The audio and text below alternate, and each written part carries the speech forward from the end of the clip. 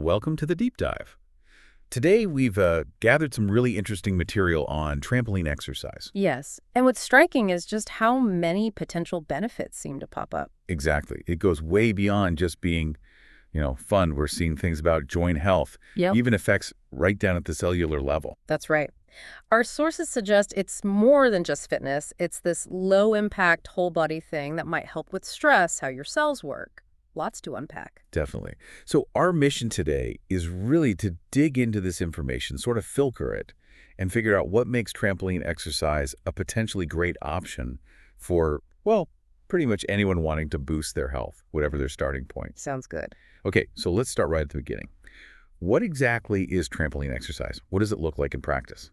Well, essentially, it's using usually a mini trampoline, often at home, for a workout that's low impact but still gets you moving. Right, those smaller ones you see. Exactly. And the sources really emphasize that they're convenient for home use. What's encouraging, too, is that it seems really accessible. Yeah. It's not just for elite athletes. The info suggests it works whether you're currently quite sedentary or already pretty fit. Okay, that low impact but still full body workout idea is interesting. Our sources kept mentioning this holistic training aspect. What does that actually mean? Yeah, holistic here basically means it works your whole body at once. That bouncing motion, it pretty much activates almost all your muscles together. Okay. And it's not just muscles. It's good cardiovascular training, gets your heart and lungs working. This boosts your blood circulation, which, is how you get nutrients and oxygen delivered everywhere to all your cells. Makes sense. Even just gentle bouncing probably gets the heart rate up a bit. But there's more to it than just cardio, isn't there? Absolutely. The material we reviewed really highlights a big plus for the lymphatic system. Ah. That rhythmic up and down movement helps get the lymph fluid moving. Yeah. And that system is crucial for clearing out waste products and for your immune function. So it's like a gentle internal cleanse support. Okay, now this next bit really caught my eye, this unique feeling people apparently get. Weightlessness. Relaxation. Yes. It's fascinating. The sources describe this sense of feeling light and relaxed on the trampoline, even for people who might be carrying extra weight. Huh. And they contrast it with other equipment like treadmills or bikes, which can sometimes feel more like a slog. The key thing seems to be that your weight doesn't stop you from getting that enjoyable sort of floaty feeling. So who is this actually for? Who could benefit? It sounds like it covers a lot of bases. It really does seem broad based on the sources. Young, old, athletic folks, people who haven't exercised in ages, generally healthy individuals, but also those managing specific issues. But what kind of issues?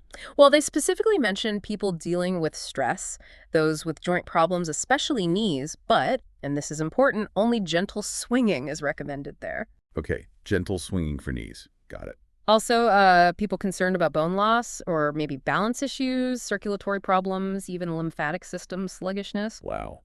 And presumably you can tailor the workout. Oh, absolutely. You can start super simple, just gentle bouncing or swinging. Then as you get fitter and more confident, you can move on to, bigger jumps, twists, more dynamic stuff. Right. One source even mentioned, citing a coach, Manuel Eckert, potential benefits for disc problems. But again, with a huge caveat. Extremely gentle movement only. No jumping. Okay, let's dig into that a bit. Trampolines and back issues. That's bound to worry some people. Yeah, it's counterintuitive, perhaps. But the idea explained is that the gentle up and down motion creates this mild compression and decompression of the spinal discs. Wow. And if you're well hydrated because discs need water, this gentle pumping action might help them, rehydrate and stay flexible. But I have to stress again, it has to be super cautious movement. Right. Absolutely no jumping if you've got a known disc issue. Right. Caution first. The sources do suggest, though, that some people might feel a noticeable improvement after just like 5 or 10 minutes of really gentle swinging. Interesting. Still, caution emphasized.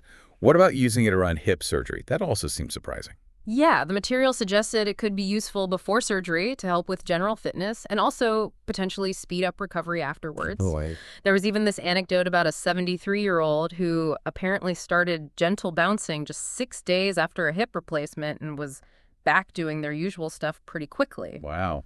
But, and this is vital, if you have any kind of back problem or you're thinking about this after any surgery, especially a hip replacement, you absolutely must talk to your doctor or physical therapist first. Non-negotiable. Absolutely crucial advice. Yeah. Okay, on the flip side, are there situations where someone should definitely not use a trampoline? Any contraindications? Yes, definitely. The sources list several. Recent surgery is a big one. Also, a recent heart attack or stroke, any recent ligament injury like a sprain or tear. No. Also, if you have a known risk of thrombosis, kidney problems, or diagnosed diseases of the lymphatic system. And common sense, really, don't use it if you've got a cold, an infection, or a fever. Right. Basic wellness rules apply. Right. Okay, let's shift slightly. The material talks about maybe seeing fitness improvements quite quickly.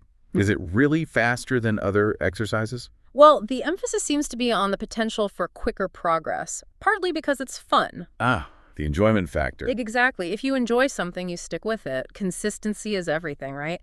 Plus, that feeling of weightlessness we talked about can make you feel more energetic, kind of sporty and young, which is motivating in itself. That makes total sense. Now, one of the really fascinating ideas was this concept of training at a cellular level. Can you break that down for us? Yeah, this is where it gets quite deep. The info uses an analogy with space travel, how astronauts' bodies expand slightly without gravity. So when you bounce up, you momentarily experience less gravitational pull. But then, crucially, you land on a flexible mat, not a hard floor. This creates this cycle of gentle expansion and contraction. And the theory is this doesn't just exercise muscles, but your whole musculoskeletal system, your organs, even individual cells. Wow. Okay, so what's happening inside the cells during that bounce? They call it the SOG effect in the sources. SOG-like. SOG. SOG effect. Yeah. The idea is as the cells gently expand and contract with each bounce, it sort of pumps them, improving how they take in nutrients, oxygen, water, and also how they get rid of waste products through the lymphatic system. Oh. So the claim is it's this really comprehensive, intense cellular workout, but without hammering your joints. That is a wild concept. Yeah. The sources also mention specific uses, like getting ready for skiing. How does that work? Well, the bouncing, especially if you add small jumps or shifts in balance, is great for preparing your joints, knees, ankles, particularly for the kind of stresses they face skiing. Makes sense. It builds endurance, too. And importantly, you can practice rotational movements, which helps with balance and potentially preventing injuries on the slopes. Apparently, there are even specific courses online or in gyms using trampolines for ski prep. So it's not just low impact, it's actively strengthening things. What about bones and joints more generally? How does it help there? This ties back to that SOG effect idea again. That repeated gentle compression and release is thought to stimulate bones to absorb more minerals. Ah, so potentially helping with bone density, like for osteoporosis prevention. Potentially, yes. Increasing density, helping prevent osteoporosis. And for joints which don't get direct blood supply, they rely on movement for nutrients. The trampoline helps. For people with joint issues, maybe carrying extra weight, who get into that cycle of pain and inactivity, the trampoline offers gentle movement. And that SOG effect might finally help get nutrients into the joint tissues, possibly helping recovery and reducing inflammation and pain. That could be huge for people stuck in that cycle. Yeah. Another practical use mentioned was for the office. Mini trampolines at work. Yeah, because they're small and convenient. The sources point out how bad prolonged sitting is for us, how it can mess with blood vessel function. Tell me about it. Right. So taking short breaks for a bit of gentle bouncing can help counteract that. It gets muscles working, improves circulation, gets more oxygen flowing to your body and brain. Just a few minutes can make a difference, apparently. Like a quick reset during the workday.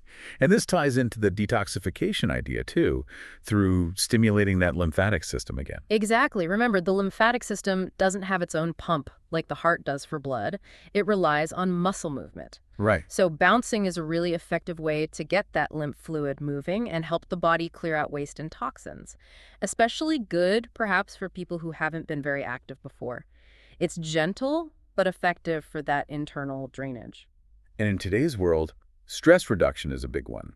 How does bouncing help there? Well, like most exercise, it helps burn off stress hormones, makes you more resilient. It can also lift your mood, releasing The endorphins. feel-good chemicals. Precisely. And a key advantage here is how easy it is. If you're feeling really stressed or down, dragging yourself to the gym or out for a run can feel impossible. But just stepping onto a trampoline at home, much less daunting. Good point. Easier barrier to entry. Just one tip, though. Yeah. It can be quite energizing, so maybe don't do it right before you plan to sleep. Noted. Okay, the sources also compared trampolining to jogging. What did the research find there? Yeah, there was an older study back in 1980 in the Journal of Applied Physiology that suggested it could be similarly effective to jogging for certain cardiovascular measures. Hmm. More recent studies have kind of refined that. They show maybe slightly different physiological effects, but still significant benefits overall. And the big advantage for trampolines is clearly joint protection, Less impact. much less impact. Some data showed maximum oxygen uptake was comparable to treadmill training. But it's also possible those early studies didn't fully capture all the holistic benefits we've been talking about, like the cellular stuff or lymphatic drainage. And what about weight loss specifically? Yeah, And burning calories? right. A 2002 U.S. study suggested rebounding. That's another term for it could be a good running substitute for fitness and weight loss. Then a 2016 Turkish study hinted it might even lead to slightly better gains in maximum oxygen capacity than running. Interesting. But for actual fat loss and weight reduction, both activities seem pretty similar in effectiveness in that study. You do see varying claims about calorie burn, though. It really depends. Gentle swinging burns fewer calories than, say, an intense jumping workout. Makes sense. But the improved oxygen supply, the cardiorespiratory fitness, that seems like a solid finding. Oh, absolutely. That's a clear benefit. Improving how your body uses oxygen cardiorespiratory fitness is super important for preventing heart problems. There was a study sponsored by ACE, the American Council on Exercise, that was so positive it led the American College of Sports Medicine, the ACSM, to actually recommend rebounding as effective for improving that fitness and helping with weight loss. That's a strong endorsement. Yeah, that study found good results for maximum heart rate, oxygen capacity, calorie burn. And interestingly, the participants said it felt less strenuous than it actually was, and they also noticed better balance and spatial awareness. Plus, they enjoyed it. Enjoyment keeps coming up. We even saw a specific example for chronic illness, like cystic fibrosis. Yes, a study with kids who have cystic fibrosis found their maximum oxygen uptake improved after 8 weeks of trampoline training. Wow. It just highlights the potential for using it in therapy, maybe making rehab or management programs more engaging, especially for chronic conditions where sticking to exercise can be tough. It really feels like the list of potential pluses is huge.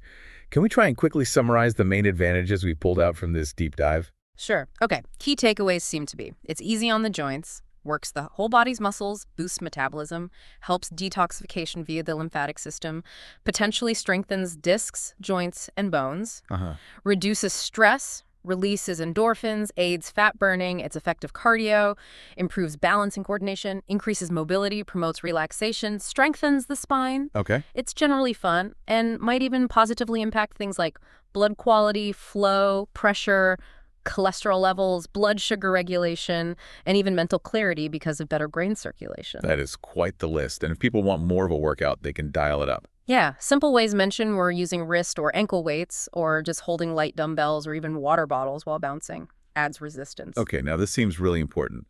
If someone's listening and thinking, okay, I want one, what should they look for? Quality seems key, especially for joints. Absolutely critical point. The sources strongly warn against trampolines with metal steel springs. Why is that? Because they create a really abrupt stop at the bottom of the bounce.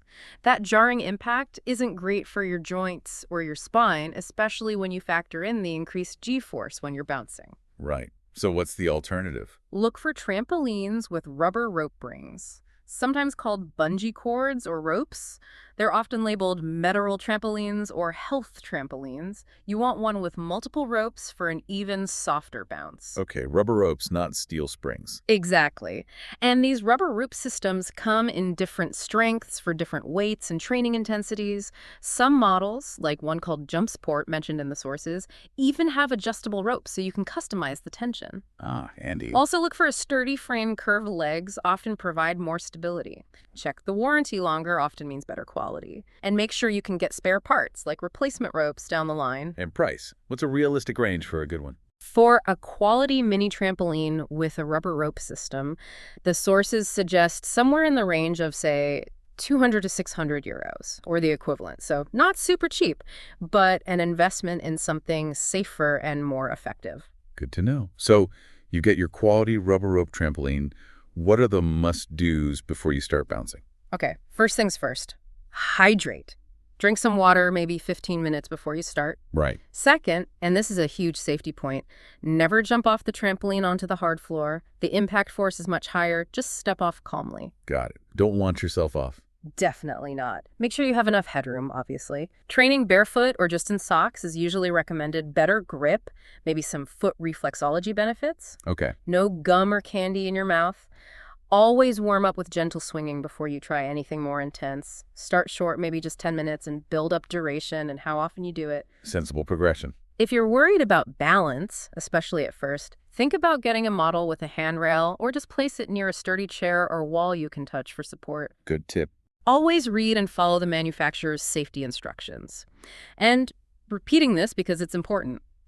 If you have any existing health issues, especially muscle or bone related, or you're under medical care, please talk to your doctor or physio first. Absolutely. And finally, there are tons of videos online showing exercises for all levels, and some manufacturers include intro DVDs. You could also check local gyms or maybe health organizations for classes. Lots of resources out there. Okay, thinking about risks, what's maybe the biggest danger when starting out? Honestly, probably just getting overenthusiastic. Too much too soon. Exactly. Because it feels fun, it's easy to suddenly try big jumps or fancy moves before your body's ready for it. So stay focused, be mindful, especially when you're new to it. Good advice. And to keep that fun factor going safely, music helps. Oh, definitely. Put on some tunes you love. It makes the time fly and really enhances the whole experience. So wrapping up this deep dive then, what's the main message we want people to take away about trampoline exercise? I think the core takeaway is that it offers this really broad spectrum of potential health benefits, from fitness to, well, cellular health, all while being remarkably kind to your joints. That accessibility, low impact, suitable for many fitness levels makes it a potentially powerful and, importantly, enjoyable tool for well-being. It really does sound like a fascinating option. It kind of leaves you wondering, doesn't it? Considering everything from the cellular impact to just the pure fun of it, could this simple trampoline be a surprisingly effective key to unlocking better overall health for you? Maybe it's worth checking out some of those resources or even just trying a few gentle bounces yourself and seeing how it feels. Absolutely worth considering. Thanks for joining us for this deep dive.